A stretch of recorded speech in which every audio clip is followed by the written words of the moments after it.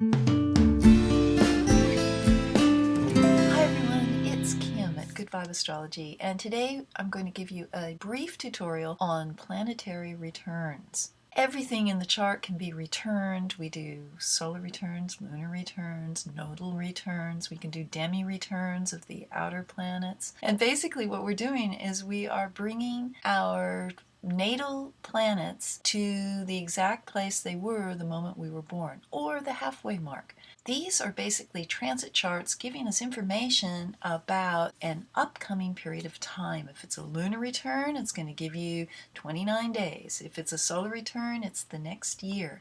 If it's a Mars return, it's the next 2 years. And each planetary return will give you information not only about how you can prepave, how you can set strong intentions and sail those intentions out with the rising tide, right? Working with the energy that is around you. So let me give you a quick example. I'm going to give you 3 things, 3 steps that are going to get you started reading those returns. We go into a lot more detail in our Good Vibe Astrology course called Align with Planetary Returns, but this is going to get you started. First of all, I'm going to show you how you can create a free solar or lunar return at astro.com. Just go to astro.com and go to My Astro if you've created that, and you can scroll down and grab any chart you want there. We'll just grab one and get all the way down to Extended Chart Selection. Click on that. And when you get there, instead of creating a natal wheel, let's for example create a lunar return for the month. We scroll down to solar and lunar returns. I like to look at these return charts as standalones. We're always going to compare them back to the natal. They don't mean anything in isolation of the natal chart, but it's good to look at them as a standalone chart. You can really see the ascendant and the house positions easily that way. So we're going to click Lunar Return. I like to add the part of fortune.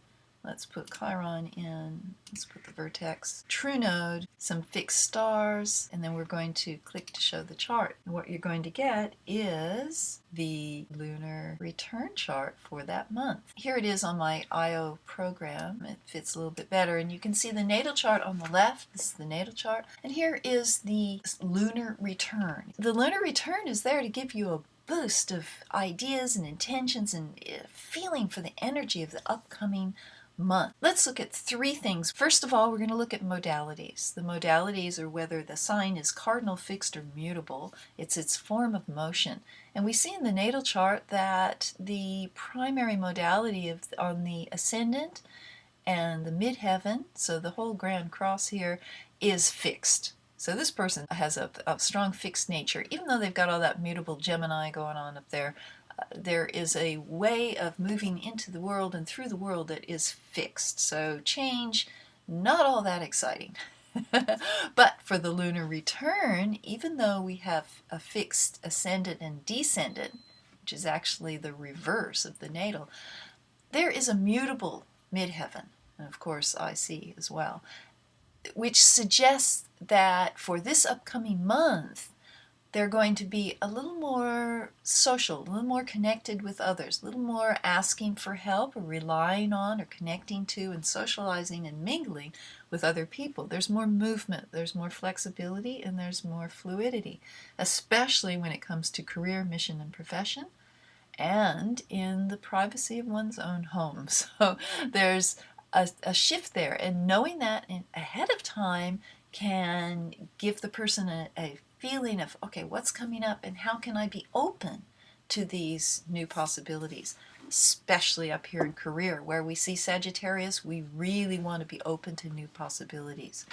And here it is up at the top of the chart. It's duplicated, so we've got a whole lot going on in Sagittarius, and a need to not only be open to new possibilities in career, mission, and profession, but also second house from the 10th, the monies earned from the career, mission, and profession.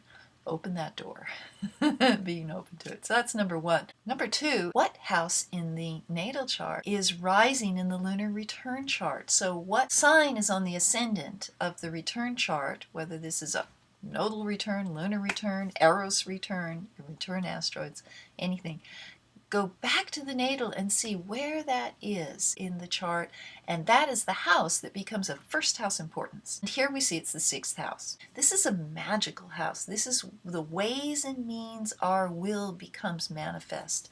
It is the strongest manifesting house in the chart when it comes to law of attraction. And here it is of first house importance. And number 3, let's look at what's rising in the lunar return chart. And we also want to put a strong focus on the moon because that is the planet that we're returning. And here it is, of course, on the ascendant, where this person natally has Pluto rising. So we think there's some protection here. There is a super sensitivity to the collective. Pluto on the ascendant tends to isolate or protect or be a little more internal. A lot of the processes are going on very deep under the surface.